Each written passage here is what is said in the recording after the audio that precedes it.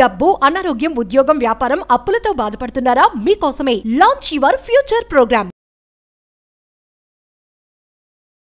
నమస్తే కళ్యాణ్ చక్రవర్తి గారు. కళ్యాణ్ గారు, మనకు వచ్చిన మెయిల్స్ లో ఒక మెయిల్ అండి. అతని పేరు ప్రసాద్, కుకట్పల్లి నుంచి మెయిల్ చేశాడు. 15 ఏళ్ల సుదీర్ఘ ప్రయాణం చేసిన తర్వాత ఇప్పుడు విడిపోవాలనుకుంటున్నాడండి. కొంచెం డీటెయిల్డ్ గానే పెట్టాడు మెయిల్లో విషయం మొత్తం కూడా. 2 పిల్లలు ఉన్నారు. ఎలా ఉందంటే నాకు ఆ మెయిల్ చదివినంతసేపు కూడా ఒకరి మీద ఒకరు కక్ష సాధింపు, అంటే లోపల మనసులో ఏదో అనేసుకొని ఏదో ఊహించేసుకొని ఇప్పుడు విడిపోదాం అనుకుంటున్నారు. సో ఇమీడియట్ గా మీతో మాట్లాడించాలనుకున్నాను. నేను నెంబర్ కూడా ఇచ్చారు, మరి కాల్ చేస్తానండి. ప్రసాద్ గారు, కుకట్పల్లి. ఎస్. యూజువల్ గా పెద్ద కారణాలకి దెబ్బలాడుకుని పగలు ప్రతీకారాలు పెంచుకునే దానికంటే కనుక ఈ మధ్యకాలంలో చిన్న చిన్న అంశాల మధ్యన విభేదాలు, అంటే మనకి వినటానికి ఇంత చిన్న రీజన్ కి ఎందుకు విడిపోతున్నారు అనిపిస్తుంది. హలో ప్రసాద్ గారండి. హలో, ఎవరండి? నేను జయానండి, అందమైన జీవితం ప్రోగ్రామ్ నుంచి కాల్ చేస్తున్నాను. మేడం మేడం నమస్తే మేడం. నమస్తే అండి, మీ మెయిల్ చూసాను, డాక్టర్ గారికి బ్రీఫ్ గా చెప్పాను. ఫ్రీగా ఉన్నారా, మీతో మాట్లాడొచ్చా? ఎస్ మేడం, ఫ్రీగానే ఉన్నాను మేడం. రైట్ ప్రసాద్ గారు, ఇదిగోండి డాక్టర్ గారు ఉన్నారు, ఒకసారి మాట్లాడండి. సార్ నమస్తే సార్. ప్రసాద్ గారు నమస్తే అండి, చెప్పండి సార్. ప్రసాద్ గారు, సార్ నేను కూకట్పల్లిలో ఉంటాను సార్ ప్రస్తుతం. అయితే నేను ఒక ప్రైవేట్ కంపెనీలో వర్క్ చేస్తుంటాను సార్. యాక్చువల్లీ ఒక ఫ్రస్ట్రేషన్ అండ్ ఒక బాధ అన్ని మధ్యలో నలిగిపోతున్నా సార్ ప్రస్తుతం. మా ఆవిడతో కొంచెం నాకు పడట్లేదు సార్. పడటం లేదంటే నాకు బాగా ఒక ఇంట్లో ఉంటున్నాం, ఒక ఇంట్లో గానీ ఏదో ఒక నా శత్రువుని ఇంట్లో పెట్టుకొని ఉంటున్నా అన్న ఒక దానిలో ఉంటున్నాను సార్ అసలు. ఎలా అంటే నాకు కొన్ని రోజుల కింద ఒక 3.5 months కింద యాక్సిడెంట్ అయింది సార్. యాక్సిడెంట్ అయింది. ఓకే. ఈ 3.5 months లో నేను యాక్సిడెంట్ అయ్యి మంచాన పడిన తర్వాత నా మీద ఎంత కసి ఉందా అని నాకు అర్థమైపోయింది సార్. కాబట్టి దయచేసి నాకు ఆవిడతో అవ్వట్లేదు సార్, కొంచెం నాకు విడాకులు కావాలి సార్. ప్రసాద్ గారు, 15 years ఆఫ్ రియాలిటీ లేదంటే డ్రామా, లేదంటే 3 months of reality or drama? డ్రామాతో ప్రేమ చూపించింది. బట్ నేను మంచాన పడిన తర్వాత ఆవిడకున్నటువంటి ఏంటి నా మీద ఎంత పగ ఉంది అని పగ సాధించింది సార్.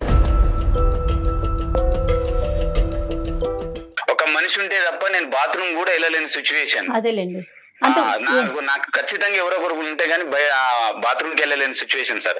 కానీ నేను మంచాన పడిన తర్వాత అసలు నన్ను పట్టించుకోకపోవడం, నేను ఏదైనా మాట్లాడితే చిరాకుగా ఏంటి అని చెప్పేసి ఆన్సర్లు ఇవ్వడము, ఒక మనిషి అంటే సైకలాజికల్ గా నన్ను బాగా ఆడేసుకుంది సార్. ఒకటి ప్రసాద్ గారు, ఇక్కడ ఏంటంటే బేసికలీ బహుశా ఈ ఇష్యూ మీరు ఇప్పటికొచ్చి ఎవరితోనే డిస్కస్ చేయలేదేమో, కానీ నేను ఒక మాట అంటాను. ఇప్పుడు మా వేదిక వరకు వచ్చిన తర్వాత మీరు పదే విడాకులు అంటే కనుక ఇప్పుడు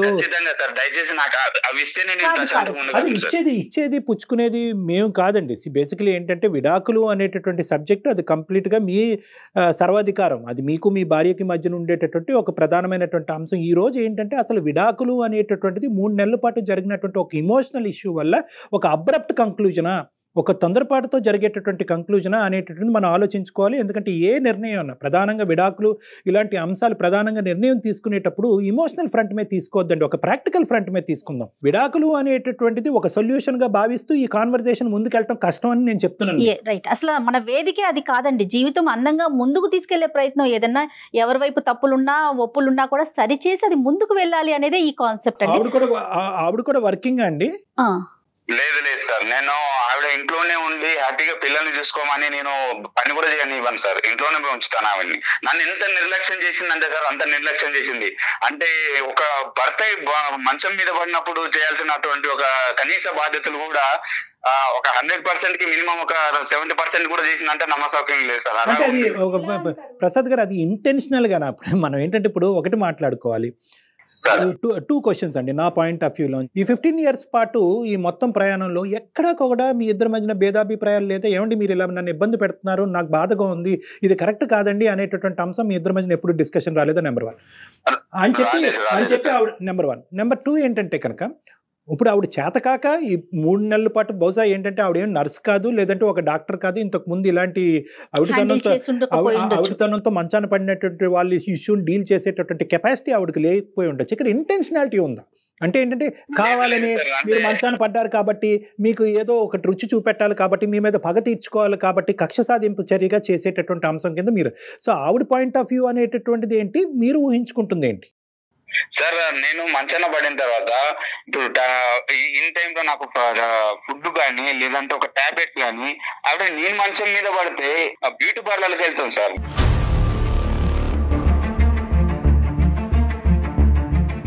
పిల్లలైనా పక్కన ఉంటారేమో అని అంటే సండే లేదు ఆ టైంలో ఎవరైనా అంటే స్కూల్ కి హాలిడేస్ ఉన్న టైంలో ఎన్ని హాలిడేస్ ఉంటాయి సార్, ఆ టైంలో కూడా పిల్లల్ని తీసుకొని బయటకు వెళ్ళిపోవడం, కనీసం నాకు దగ్గరుండి చూసుకోకపోవడం ఇలా చాలా చేసింది సార్.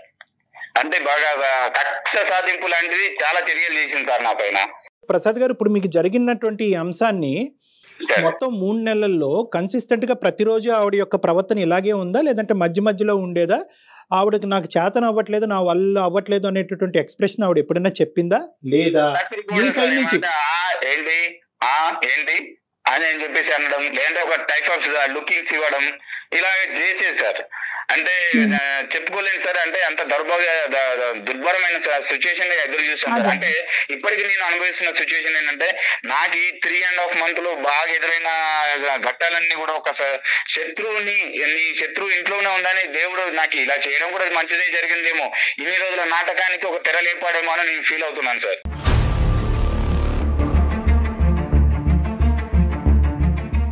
అంటే ఇంకొక పాయింట్ నేను చెప్తున్నాను ప్రసాద్ గారు, ఇక్కడ ఎప్పుడన్నా కూడా ఇష్యూని అక్కడక్కడ తేల్చుకోవటం అన్నది బెటర్. ఇలా వెనకతలు మాట్లాడుకునే దానికి నీ ప్రవర్తన నాకు నచ్చట్లేదు, ఇదేంటి ఎప్పుడు చూడనటువంటి ఈ యాంగిల్ నీ లోపల నేను చూస్తున్నాను, నేను మంచాన్ని పట్టి అవుటితనంతో బాధపడుతున్నాను, డూ ఆర్ డై సిచ్యువేషన్లో ఉన్నాను, ఏంటి నీ ప్రవర్తన ఇలా అనేటటువంటి ప్రశ్న మీరు ప్రశ్నించలేదా? ఇక్కడ ఈ 3 నెలల 100 రోజుల ప్రయాణంలో ఒక ఆడపిల్లని తోడుగా చేసుకున్న తర్వాత, ఒక భార్యగా చేసుకున్న తర్వాత కనీస బాధ్యతలు ఏంటి, మంచాన పడ్డ తర్వాత భర్తకు ఏం చేయాలి ఏంటి అనేది కనీసం తెలియదా సార్? నేను చెప్పాలి సార్. మీరు చెప్పవలసినటువంటి అవసరం లేదు. అది ఇక్కడ 2 points మనం ఏమంటున్నా అంటే కనుక ఆవిడ చేతకాక చేయలేకపోయిందా, లేదంటే కావాలని చేయలేకపోయింది సార్? కావాలని చేయలేకపోయింది. అంటే మీ ఇద్దరి మధ్య ఎప్పుడు డిఫరెన్సెస్ లేవా ఈ అంతకుముందు ఈ 15 years లో? లేవు సార్, చిన్న చిన్న గొడవలు అనేవి కామన్ థింగ్, కానీ ఇంత డెప్త్ గా మాత్రం ఎప్పుడు పర్లేదు సార్, మేము ఎప్పుడు అనుకోలేదు. ఇప్పుడు మీకు ఈ రోజు చేయనందుకు నువ్వేంటి నాకు ఇలా చేయలేకపోతున్నావు, నాకు కష్టకాలం వచ్చినప్పుడు నువ్వు ఎందుకు చేయలేకపోతున్నావు అనేటటువంటి మీరు అడిగినందుకు ఆవిడ ఏమైనా పశ్చాత్తాపం ఫీల్ అయ్యిందా? సారీ అండి నాకు అర్థం కాలేదు. ఇప్పుడు అడగలేదు సార్, నేను మనసులో పెట్టుకొని నాకు నేను సర్ది చెప్పుకుంటూ ఏదో ఒక రోజు నేను వద్దు ఇవన్నీ చూసి భరిస్తూ ఇలాంటి భార్యన నేను కట్టుకుందని ప్రతిరోజు మనసులో కుమిలిపోయేవాడిని సార్. ఇన్ని రోజులు ఆడింది డ్రామానా, ఈ రోజు నేను మంచాన పడ్డాను కాబట్టి ఈ రోజు తనకు ఒక టైం వచ్చిందని ఆడుకుంటుందా, ఇన్ని రోజులు చేసినంత వృధా అయిపోయిందని ఎంత కుమిలిపోయాను సార్. అంటే మీరు ఏం చేసి ఉండొచ్చండి, ఏం చేసి ఉండొచ్చు కాబట్టి ఆవిడ ఈ రోజు పగ తీర్చుకుంటున్నారు? నేను ఏమీ చేయలేదు సార్, నేను ఏమి చేయలేదు, తప్పుగా మాట్లాడింది లేదు, ఎప్పుగా ఏం ఆలోచించలేదు. అంటే నేను, నా పిల్లలు, భార్య, ఇదే కుటుంబం, నేను కష్టపడ్డం ఇది మాత్రం నాకు తెలుసు సార్. ప్రతిదీ ఆ డబ్బులు కూడా తీసుకొచ్చి ఆవిడకి మెయింటెనెన్స్ కి ఇస్తాను సార్. ఇక్కడ ఏదో ఒక లింక్ మిస్ అవుతున్నట్టు నాకు అనిపిస్తుంది ప్రసాద్ గారు. ఖచ్చితంగా ఆవిడతో అయితే మనం మాట్లాడాలి. ఫోన్ చేయొచ్చా సార్? ఎక్కడున్నారు ఆవిడ? మీరు ఆఫీస్ లో ఉన్నారా? లేదు సార్, నేను ఆఫీస్ అని చెప్పేసి ఇంట్లో నుంచి బయటకు వచ్చేసి వేరే ఫ్రెండ్ రూమ్ లో తలదాచుకుంటున్నాను సార్. ఇప్పుడు ఇంట్లో ఉండలేకపోతున్నాను, బయటకు వెళ్ళలేకపోతున్నాను, ఫ్రెండ్ దగ్గర వచ్చి ఏదో రియలైజ్ అవుదామని ఇక్కడ వచ్చి ఉన్నాను సార్. ఎప్పటి నుంచి అండి, ఎన్ని రోజులు బట్టి? రీసెంట్ గానే సార్, నేను యాక్చువల్లీ నెక్స్ట్ మంత్ నుంచి వెళ్ళాలి, బట్ ఇప్పటి నుంచి అని చెప్పేసి ఇంట్లో ఉండకుండా బయటకు వచ్చేస్తున్నాను సార్. సో పిల్లలు అక్కడే ఉన్నారు, మరి పిల్లల్ని మిస్ అవ్వట్లేదా మరి మీరు? లేదు సార్, అంటే డైలీ ఇంటికి వెళ్ళే ఈవినింగ్ టైం మిగతా టైం ఇక్కడ స్పెండ్ చేయడం జరుగుతుంది సార్. అలాగంటారా? ఓకే ఓకే, చూడండి ఆవిడ మనకు అందుబాటులో ఉంటదేమో, ఆవిడ కూడా ఒకసారి డైరెక్ట్ గా క్లారిటీ తెచ్చుకో. ఒక్క నిమిషం సార్. అతను మాట తీరు వింటూ ఉంటే మరి డీసెంట్ పర్సన్ లాగే అనిపిస్తున్నారు, అర్థం చేసుకునే వ్యక్తి లాగా అంటే అపోహలకి లోన ఉన్నట్టు. 15 ఏళ్ళు కలిసి ఉన్నప్పుడు ఏ భార్య అయినా సహజంగా మనం ఆలోచిస్తే, భార్య గాని భర్త గాని ఏదైనా తీవ్రమైన ఇబ్బంది పడుతున్నప్పుడు ఇలా కూడా బిహేవ్ చేస్తారా? అంటే మేజర్లీ కమ్యూనికేషన్ మేడం. ఇక్కడ ఏమవుతుందంటే వీళ్ళు చిన్న విషయాలు అనుకుంటున్నారు, ఎక్కడికక్కడ కవరప్ చేసుకుని అతను ఇంతనే అని ఆవిడ అనుకుంది, ఈవిడింతే అని ఇతను కంటిన్యూ అయిపోతున్నారు. The main thing about wife and husband relationship ఏంటంటే కమ్యూనికేషన్. ఈ రోజు ఇప్పుడు అతను మనతో చెప్పినట్టుగా ఇంతకు ముందు ఎవరితో కమ్యూనికేట్ చేసి ఉండడు, అంటే ఎవరితో అక్కర్లేదు, భార్య భర్త కూర్చుని ఏమైనా నాకు ఇది నచ్చుతుంది, ఇది నచ్చట్లేదు, ఇది కరెక్ట్, ఇది రాంగ్ అనేది. అంటే సైకలాజికల్ గా మీ ఉద్దేశం ఎప్పటికప్పుడు ఒక ఇష్యూ ఉన్నప్పుడు అప్పుడే మాట్లాడేసుకోవటం మంచిదంటారా? హలో పద్మ, అట్లీస్ట్ ఆ ఇష్యూ రిపీట్ అయ్యేటప్పుడు పద్మ చెప్పు. నేను డాక్టర్ కళ్యాణ్ గారి దగ్గర ఉన్నాను. అదే దేనికి వెళ్ళావని అడుగుతున్నాను. దేనికి వెళ్ళామంటే నీకు తెలియదా దేనికి వెళ్ళాను? నాకెట్లా తెలుస్తుంది? బానే ఉన్నావు కదా ఇప్పుడు. నాకు డైవర్స్ కావాలని నా డాక్టర్ గారితో చెప్పాను. ఏ డాక్టర్ ఏం చేస్తారు నీకు డైవర్స్ కావాల్సి వస్తే?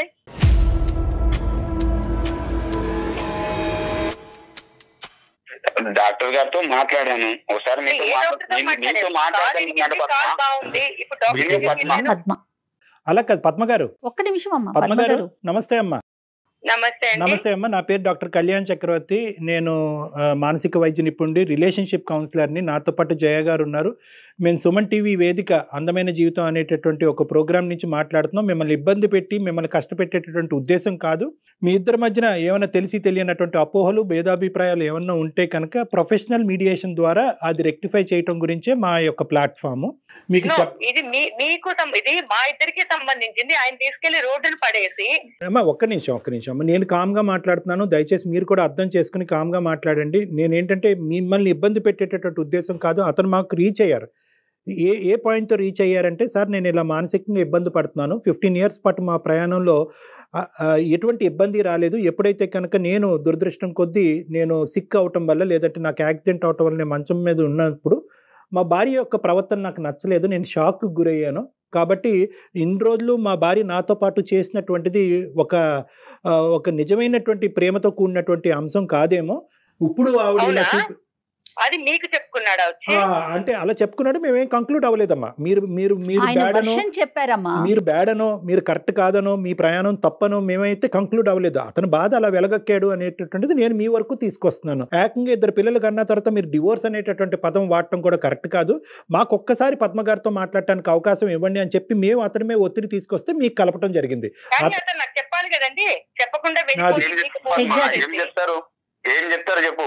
మరి ఏం చెప్పడం? ఇలా చేస్తావని నువ్వు ఇలా చేస్తావని చెప్పుకొని బాధపడాలా, లేదంటే నువ్వు అర్థం చేసుకోవాలని నీతో ఏడవాలా? ఏం చెప్పాలి చెప్పు. ప్రసాద్ గారు, ఇప్పుడు అలా కాదండి, ఆ ఆర్గ్యుమెంట్ కాదు ప్రసాద్ గారు. ఇక్కడ ఏంటంటే ఆవిడ స్థానంలోంచి ఆవిడ మాట్లాడేటటువంటి మాట కరెక్ట్. ఇప్పుడు ఎందుకంటే మీరు సడన్ గా ఇప్పుడు డివోర్స్ అనేటటువంటి అంశం మీరు మనస్తాపం చెందారు కాబట్టి డివోర్స్ అనేటటువంటి అంశం తీసుకురావటం అన్నది మీ వరకు మీ ఆలోచన శైలికి సబబే, కాదనట్లేదు.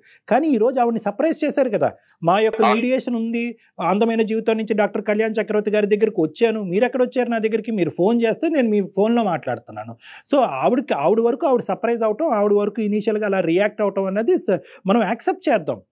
ఫస్ట్ మనకు కావాల్సింది ఏంటంటే, అమ్మ సారీ అమ్మ, అతని తరపున నేనే సారీ చెప్తున్నాను, మీకు ఇలా సర్ప్రైజ్. అతని బిహేవియర్ అంతా మీరు సారీ చెప్పడం ఎందుకండి? ఈ షాకులు నాకు 15 సంవత్సరాల నుంచి అలవాటేలేండి.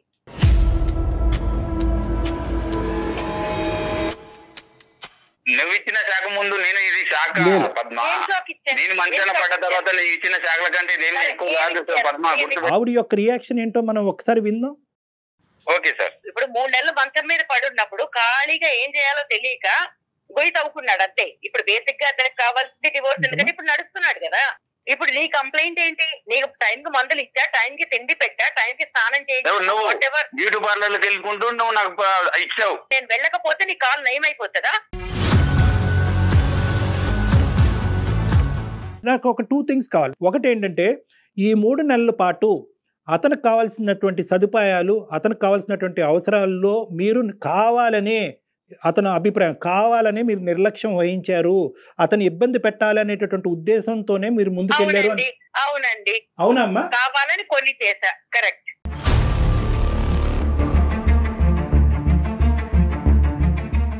అట్లీస్ట్ ఇప్పటికైనా జ్ఞానం అర్థమైన డాక్టర్ గారు వినండి.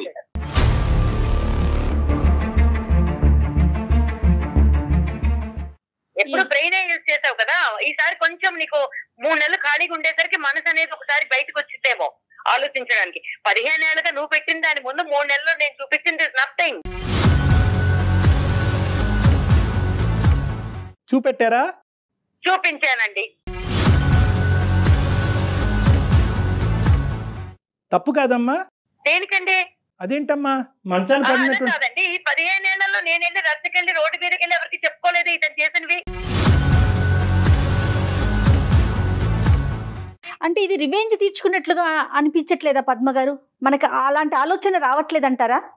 ఒక రకంగా ఇవే చేయండి. నేను హ్యూమన్ బీయింగ్ ని, నేను మనిషిని కదా, నాకు ఒక మనసు ఉంటది. అమ్మా వచ్చింది ఈ రోజు 15 సంవత్సరాలు బహుశా మేము ఏమంటే ప్రీమెచ్యూర్ గా మాట్లాడుతున్నానేమో, నా అనుభవంతో నేను ఏమైనా కొద్దిగా తెలియకుండా ఏమైనా మాట్లాడుతున్నానేమో, నన్ను క్షమించండి. కానీ నేను అనేది ఏంటంటే 15 సంవత్సరాల పాటు ఏ స్థాయి క్షోభను అనుభవించిన తర్వాత మంచం మీద పడి 2 కాళ్ళు ఎరగొట్టుకుని పనిచేసేటటువంటి ఒక మనిషి మంచం మీద ఉన్నప్పుడు ఎటువంటి వ్యక్తిత్వం ఉండేటటువంటి వాళ్ళు కక్ష సాధింపు చేస్తారు? ఎటువంటి మనస్తత్వం ఉండేటటువంటి అంటే మీరు ఒక్క నిమిషం మిమ్మల్ని ఇంటరప్ట్ చేస్తున్నది కాదు, వ్యక్తిత్వాల గురించి మాట్లాడితే వ్యక్తిత్వం లేని మనిషితో నేను 15 సంవత్సరాలు ఉన్నాను.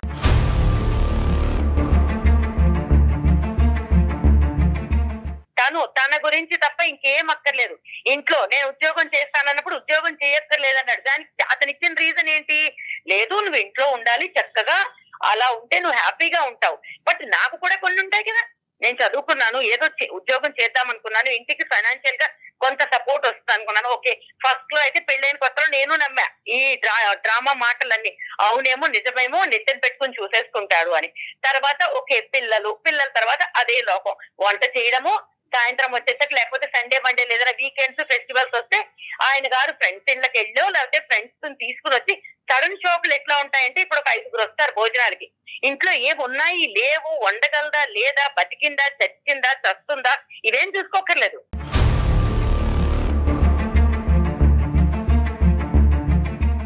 ఇప్పుడు ఎవరైనా ఫ్రెండ్స్ చెప్పి రారు కదా, దాన్ని కూడా మనసులో పెట్టుకుంటావా? ఎందుకు పెట్టుకోనండి? ఫ్రెండ్స్ ఏం లేకుంటాయి. ఇప్పుడు నీకు అడగకుండానే చేస్తానా? ప్రసాద్ గారు ఒక నిమిషం ఉండండి, మీరు కామ్ డౌన్ ప్లీజ్. నాకు చిన్నప్పటి నుంచి ఫైనాన్షియల్ గా ఇండిపెండెంట్ గా అవ్వాలి, నాకంటూ ప్రతి నెల 100 రూపాయలు ఇస్తావా, 1000 రూపాయలు ఇస్తావా, ఇది కొనుక్కుంటారు. ఏది కొనాలన్నా కూడా ఐ అండర్స్టాండ్. ఓకే, మధ్య తరగతి బతుకులు ఇలానే ఉంటాయి, ఎలా ఉన్నా కూడా ఏది కొనుక్కోవాలన్నా ఈ నెల బడ్జెట్ లేదు, వచ్చే నెల ఇంకో ఖర్చు వస్తుంది, తర్వాత నెల అమ్మ వాళ్ళకి పంపించాలి, తర్వాత నెల ఇంకేదో చెయ్యాలి, ఎప్పుడూ ఖర్చులే. మరి అలాంటప్పుడు నేను ఉద్యోగం చేస్తే నేను సపోర్ట్ చేస్తాననే కదా చెప్పింది. పిల్లల్ని కూడా కాంప్రమైజ్ అయ్యి స్కూల్కి ఏదో పంపిస్తున్నాం, బట్ అనుకున్న స్కూల్ కి పంపించట్లేదు, ఏదో కాంప్రమైజ్ అయ్యాము పంపిస్తున్నాం. ప్రతిరోజు ఏదో ఒకటి. కాళ్ళు బాగున్నంత కాలం, మంచాన పడనంత కాలము ఆయన చేసినవి ఇంత అంత కాదు, మంచాన పడినంత కాలము మేలీగో, తక్కువేం లేదు మేలీగో. ఎంత ఈగోయిస్టిక్ అంటే తన దృష్టిలో తను ఏమీ మాట్లాడకుండా నన్ను తిట్టలేదు కాబట్టి మంచోడు అనుకోవాలి. అంటే తిట్టడం ఒకటేనా? నేనేమైనా శాడిస్ట్నా అని అడిగాడు 2-3 సార్లు. అంటే కొడితేనే శాడిస్ట్వా, లేకపోతే ఇంకేదైనా టార్చర్ పెడితేనే, ఫిజికల్ గా టార్చర్ పెడితేనే శాడిస్ట్వా?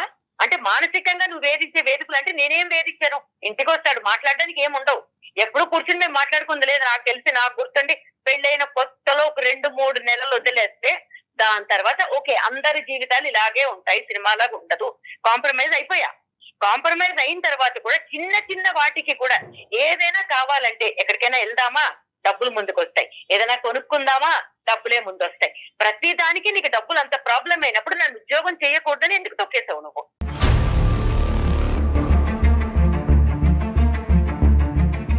భార్య ఇంట్లో ఉండి చూసుకోవాలని అనుకోవడం తప్ప, లేదంటే అంటే నేను సంపాదించిన దానిలో అడ్జస్ట్ అయ్యి ఉండడం అనుకోవడం తప్ప, లేకపోతే అవ్వనని చెప్పాను కదా, నేను అవ్వలేదు. ఎందుకు అవ్వవు నువ్వు? ఎందుకు అవ్వవు చెప్పు.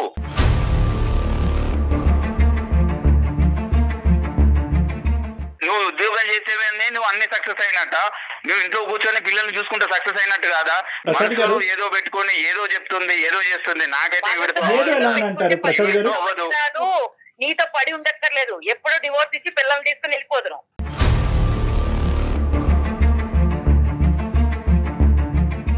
మీరు ఇంత కోపం, ఇంత ఇది మన మనసులో పెట్టుకున్నారు కదా, ఎప్పుడైనా ఇదే వర్షన్లో ఆయనతో చెప్పారా? ప్రసాద్ తో మాట్లాడారా మీరు? మాట్లాడుకుంటే మేము కొట్లాట్లోకి దిగుతాం. సో దాని బదులు మాట్లాడుకోకుండా బతికేస్తున్నాం. అది కాంప్రమైజ్ అయ్యి బతకడమా, లేకపోతే చావలేక బతకడమా?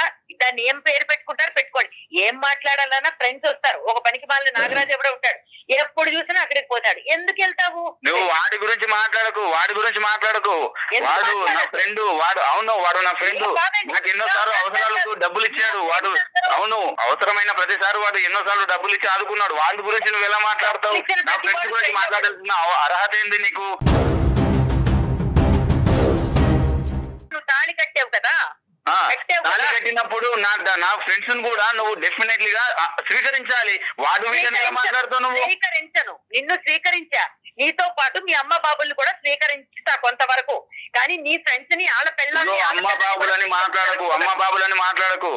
ఏ రోజైనా మీ అమ్మ నాన్న గురించి మాట్లాడాను? అమ్మ బాబులని ఈ రోజు మాట్లాడుతున్నాను.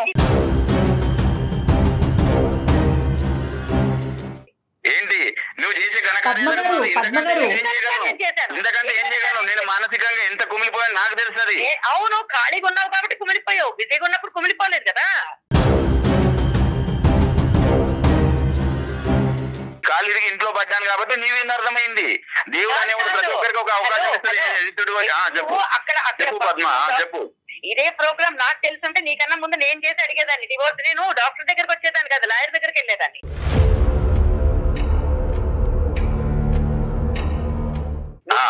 ఇలాంటి వాడివి అని తెలుసుంటే, అంటే ఇంత విషం నింపుకున్నావు, ఇప్పుడు అవసరం తీరిపోయాక పిల్లల్ని రోడ్డుకు పడేస్తావని తెలుసుంటే 15 ఏళ్ళు నీతో కాంప్రమైజ్ అయ్యి బతికి నా జీవితం నేను నాశనం చేసుకునేదాన్ని కాదు.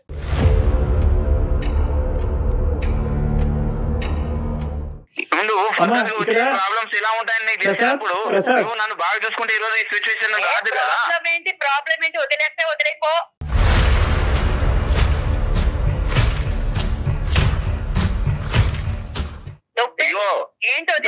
నాకు వద్దు సార్ ఈవిడ ఇంతే మారదు.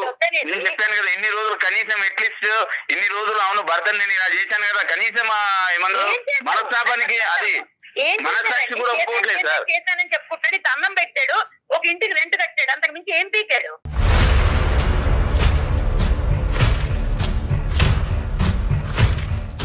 మీ డెఫినేషన్ ఎలా ఉంది అంటే కనుక బహుశా అతని మనసు వరకు అతనికి అర్థం కాలేదు. మీ డెఫినేషన్ ఏం చెప్తున్నారు? నాకు ఫ్రీడమ్ ఉందా, నాకు స్వేచ్ఛ ఉందా, నీ ఫ్రెండ్స్ కి ఇచ్చేటటువంటి ఇంపార్టెన్స్ భారీగా నాకు ఇస్తున్నావా? అవును, నన్ను ఫైనాన్షియల్ గా స్టాండర్డ్ గా లేను, ఉన్నదాను అడ్జస్ట్ అవ్వాలని చెప్తాను, అదే తప్ప అండి. ఇక్కడ ఒక ప్రధానమైనటువంటి ఇష్యూ ఏంటంటే ఇవన్నీ ఆవిడ మనసులో దాచిపెట్టుకుని ఒక అవకాశం దొరికిన తర్వాత 3 నెలల పాటు మీరు మంచం మీద పడినప్పుడు ఆవిడ కక్ష సాధింపు చర్యగా ఇది ఒక బంగారు అవకాశంగా తనకు వచ్చింది, మీకు బుద్ధి చెప్పడానికి ఇంతకు మించినటువంటి అవకాశం లేదు అనేటటువంటి విధంగా ఆవిడ ఆలోచన శైలి అంత క్రికెట్గా ఎలా మారిపోయింది అనేటటువంటిది ఇక్కడ ముఖ్యమైనటువంటి అంశం. ఎందుకంటే ఈ మనిషి నీకేమీ చేయలేదు, భయంకరంగా హింస పెట్టాడు, పగలనక రాత్రనక కొట్టాడు, తిట్టాడు, ఆర్థికంగా ఇబ్బంది పెట్టాడు, పిల్లల్ని చదివించడానికి డబ్బులు ఇవ్వలేదు, మిమ్మల్ని బయటకు వెళ్ళడానికి స్వేచ్ఛను ఇవ్వలేదు, ఇన్ని రకాలుగా హింస పెట్టినా కూడా ఒక మానవతా దృక్పథంతో ఒక మనిషి మంచం మీద పడినప్పుడు సేవ చేయవలసినటువంటి భార్యే కాదు, ఒక ఎవరైనా కూడా అతని పక్కన ఎవరున్నా కూడా సేవ చేస్తారు. కానీ దాన్నే ఒక పిలుచుకోవచ్చు కదండి, వాళ్ళకి బాగా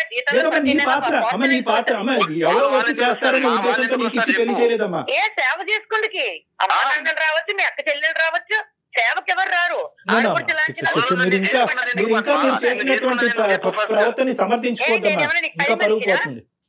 ఒక్క నిమిషం పద్మగారు, పని మనిషి అని అట్లా అనుకుంటే ఎట్లా పద్మగారు? పెళ్ళై 15 సంవత్సరాలు ఇద్దరు కలిసి ప్రయాణం చేశారు, ఎందుకు పెళ్లి చేసుకున్నానని అడుగుతున్నాడు. మరి ఇంతవరకు డాక్టర్ గారు చెప్పారు కదా, ఆయన ఇవ్వాల్సినవన్నీ ఇచ్చాడు, ఆయన ప్రకారం ఆయన చాలా సంతృప్తికరమైన లైఫ్ లీడ్ చేశాడు. అంటే పెళ్లి చేసుకుంటే పెళ్ళానికి బట్టలు, ఒక ఇల్లు, అది బాధ్యత కదా అతండి.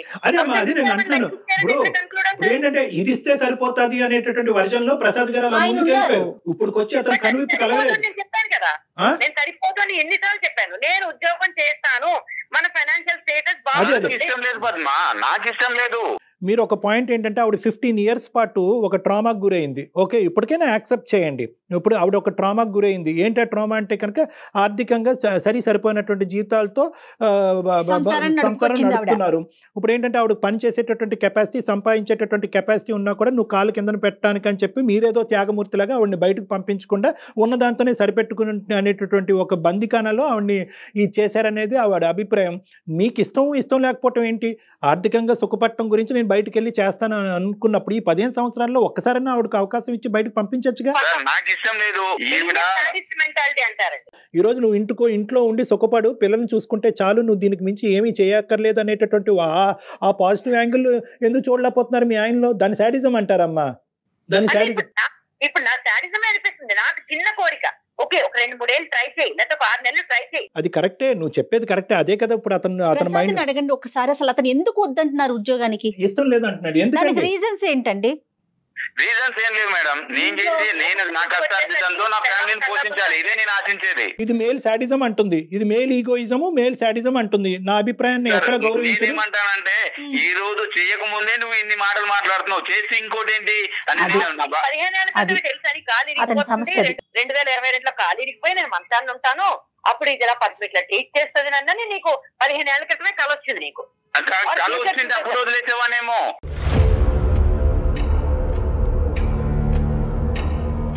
ఇంట్లో కూర్చుంటేనే ఇలా మాట్లాడుతుంది, బయటకు వెళ్తే ఈవిడ కొమ్ములు వచ్చి ఇంకెలా మాట్లాడుతా అంటే ఒక ఆడదాన్ని ఇలాగే ఉండాలి, ఈ పరిధుల మధ్యనే ఉండాలి, ఇలాగే మాట్లాడాలి, ఇలాగే వ్యవహరించాలి అనేటటువంటి గీతలు మీరు ఆల్రెడీ మెంటల్లీ మీరు ముందే గీసుకున్నారు.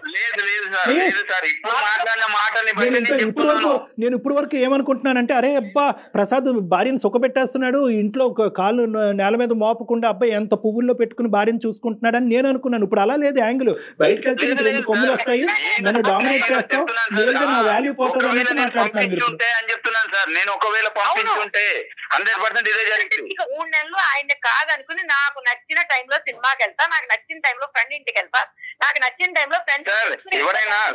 నేను ఒకే ఒక మాట చెప్తాను, దయచేసి శ్రద్ధగా వినండి. ఒకే ఒక మాట నేనేమంటున్నానంటే, ఈ 15 ఇయర్స్ పాటు మీ యొక్క అధికారం ఇలా ఉంది, నా యొక్క ఆలోచన శైలి ఉంది, నాకంటూ స్వేచ్ఛ ఉంది, నాకు స్వేచ్ఛ కావాలి, నాకు విముక్తి కావాలి, లేదంటే నీ ప్రవర్తన మారకపోతే నేను చచ్చిపోతాను అనేటటువంటి అంశాలు మీరు ఇంకో విధంగా ఫైట్ చేసి ఉంటే చాలా బాగుండేదమ్మా. బయటికి వెళ్ళి బతకచ్చు, పిల్లలతో బతకచ్చు, ఉద్యోగం చేసుకోవచ్చు, నా అభిప్రాయం ఇది, నా ఆలోచన ఇది, నేను ఇలా ఉండగలను అని చెప్పి అతనికి ఇంకో విధంగా బుద్ధి చెప్పచ్చు. కానీ ఒక మనిషి మంచం మీద పడిన తర్వాత ఒక సాడిస్టిక్ మెంటాలిటీతో, ఒక ఇన్హ్యూమన్గా అరే నీకు మంచి శాస్తే జరిగింది, ఇప్పుడు పెళ్ళం అంటే నీకేం తెలుస్తుంది అనేటటువంటి అభిప్రాయంతో మీ క్యారెక్టర్ని మీరు అసాసినేట్ చేసుకున్నారు చూడండి, అది నాకు బాధగా ఉంది. పొరపాటు పడుతున్నారండి. మనసులోనైనా మనిషిలోనైనా శాడిజం అనేది బయటపడేది శాడిస్టులతో బతికితేనే. నేను ఏదైతే మాట్లాడుతున్నాను ఇక్కడో దీనికి సంబంధించినటువంటి అవుట్లైన్ మీ ఇద్దరికి అర్థమైంది. కానీ ఈరోజు ఇద్దరు ఏంటంటే వెనక్కి తగ్గేటటువంటి ఆలోచన లేదు, గెలుపు బాటనే వెళ్ళాలి. ఈరోజు మనం ఇక్కడ కాంప్రమైజ్ అయిపోతే కనుక ఇంక జీవితాంతం కాంప్రమైజ్ అయిపోవాలనేటటువంటి ఉద్దేశంతో ఆవిడ వాదన ఆవిడ వినిపిస్తుంది, మీ వాదన మీరు వినిపిస్తున్నారు. ఇద్దరు కూడా మీ పిల్లల గురించి ఎవరు ఆలోచించట్లేదు. ఇద్దరు కాదండి, నలుగురు ఆ విషయాన్ని మర్చిపోతున్నారు. ఇద్దరు కూడా మీ పిల్లల గురించి ఆలోచించట్లేదు. నలుగురు ముగ్గురు అవుతాం.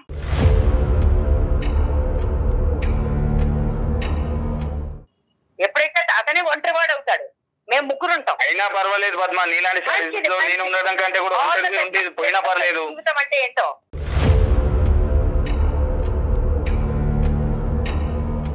నాకు కూడా అమ్మయ్య దీంట్లోంచి బయటపడాలి. అమ్మయ్య ఆ అమ్మయ్య జీవితాంతం ఉండదమ్మా. నలుగురు ముగ్గురు అవటం అనేది సులభమేమో కానీ ఆ ముగ్గురు ప్రయాణం చేయటం అనేది చాలా కష్టము. నలుగురులోంచి ఒక్కడే వెళ్ళిపోతాడు కదా, తనకే తెలిసి వస్తుంది.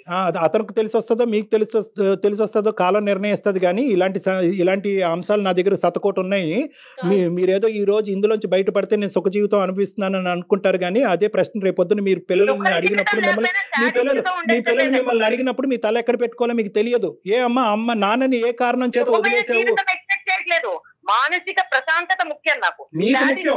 కానీ తండ్రి లేనటువంటి పిల్లలు మానసిక ప్రశాంతతతో ఉంటారా అనేటటువంటి ప్రశ్నకి ఈ రోజు మీరు మాట్లాడేటటువంటి తీరులో మీకు సమాధానం దొరకదు. కాలం నిర్ణయిస్తుంది. తండ్రి ఒక్కడే ఉంటే సరిపోదండి. తండ్రి ఒక్కడే కదా, తండ్రితో పాటు భర్త రోల్ కూడా చేయగలగాలి.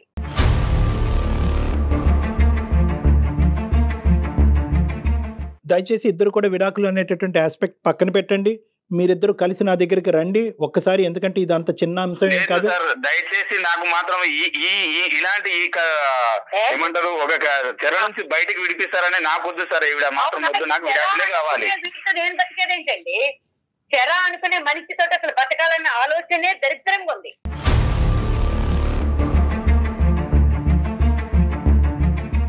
నువ్వు శాడిస్ట్ అని నేను పంపిస్తా నోటీస్, నాకు డివోర్స్ కావాలి, పిల్లలు కావాలి. నువ్వు ఎక్కడ ఏడుస్తావో, నాగరాజు గారి దగ్గర పోతావో, 10 మంది ఫ్రెండ్స్, సొసైటీలో స్థానం పోయిన తర్వాత ఫ్యామిలీ లేకుండా నీకు తెలుస్తుంది. నువ్వు లేకపోతేనే ప్రశాంతంగా ఉంటారు డెఫినెట్లీ గా. హలో కట్ అయిపోయినట్టుందండి, ఆవిడ పెట్టేసినట్టున్నారు ప్రసాద్ గారు. ఇది సార్ ఇలా ఉంటుంది సార్. అంటే ఇంతంటే ప్రతి దానికి నేనే చెడ్డోని అని, లేదంటే ఇంత చూసుకున్నా కూడా నేను చెడ్డోని అనే చూపిస్తుంది సార్. చూసుకుంటున్నానని మీరు అనుకుంటున్నారండి, ఆవిడ అనుకోవాలి కదా. మీకు మీరే అనుకుంటే ఎట్లా? ప్రసాద్ గారు ఒక పాయింట్ ఆవిడ వెళ్ళిపోయింది లేండి, కానీ పిక్చర్ లోంచి బహుశా ఏంటంటే విడివిడిగా మీ ఇద్దరితో సపరేట్ గా మాట్లాడుంటే ఇష్యూ ఇంకో విధంగా ఉండేది. ఆవిడ ఏదో మిస్ అయ్యింది ఈ మొత్తం ప్రయాణంలో అన్నది ఇప్పటికైనా మీకు కనువిప్పు కలగాలి. ఏదో మిస్ అయ్యింది, మీరు అన్ని చేశారు, చేయలేదని అనట్లేదు, కానీ ఏదో మిస్ అయ్యింది, ఒక ప్యాచ్ వర్క్ అనేది ఉంది. ఆ ప్యాచ్ వర్క్ రియలైజ్ అవ్వాల్సినటువంటి అవసరం ఈ కుటుంబాన్ని. దయచేసి మీరు డివోర్స్ అని అడగండి. మీరు అడుగుతున్నారు, ఆవిడ అడుగుతున్నారు, కానీ ఇది ఆ సందర్భం. ఈ డివోర్స్ అనేటటువంటి ఆస్పెక్ట్ అసలు మీ ఇద్దరి మధ్యన ఇష్యూయే కాదు నాకు అనిపిస్తుంది. ఇప్పుడు మీకు కావాల్సింది ఏంటంటే ఒకటే, నువ్వు ఉద్యోగం చేసుకుంటావా, గో హెడ్. నీ జీవితం నువ్వు బతకాలి అని అనుకుంటున్నావా, గో హెడ్. నీకు స్వేచ్ఛాయుతమైనటువంటి వాతావరణం కావాలా, గో హెడ్. నీకు నచ్చినటువంటి మనుషులు ఇంట్లోకి రాకూడదా, ఓకే.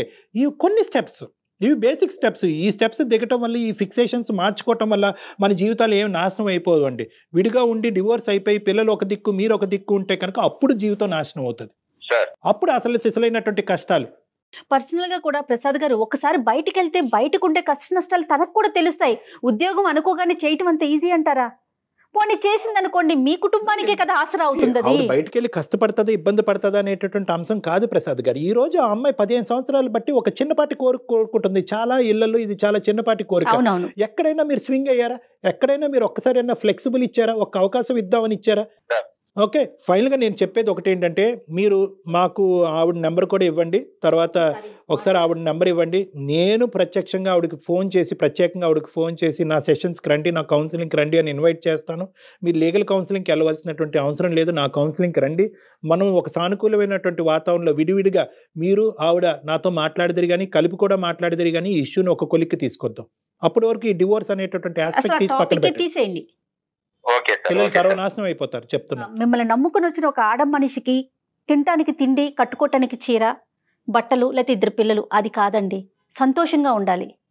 ఆ సంతోషం ఎక్కడ మిస్ అవుతుందో ఆ పాయింట్ని మాత్రం ఒక్కసారి చూడండి. ఈ 15 years పాటు ప్రసాద్ అనేటటువంటి వ్యక్తి ఈ జీవితంలో ఏం చేశాడు అనేది కాకుండా ఏం చేయలేకపోయాడు అనే అంశంలో మీరు చూడగలిగితే కనుక ఇష్యూ రిజాల్వ్ అయిపోతుంది. మీరు మాట్లాడతామన్నారు కదా సార్, తప్పకుండా నెంబర్ షేర్ చేయండి. మీ నెంబర్ కూడా నేను కాల్ చేస్తాను. మా మేనేజర్ మీకు ఇద్దరికి కాల్ చేసి ఒక పలానా టైంలో డాక్టర్ గారు ఫ్రీగా ఉన్నారు రండి అంటారు.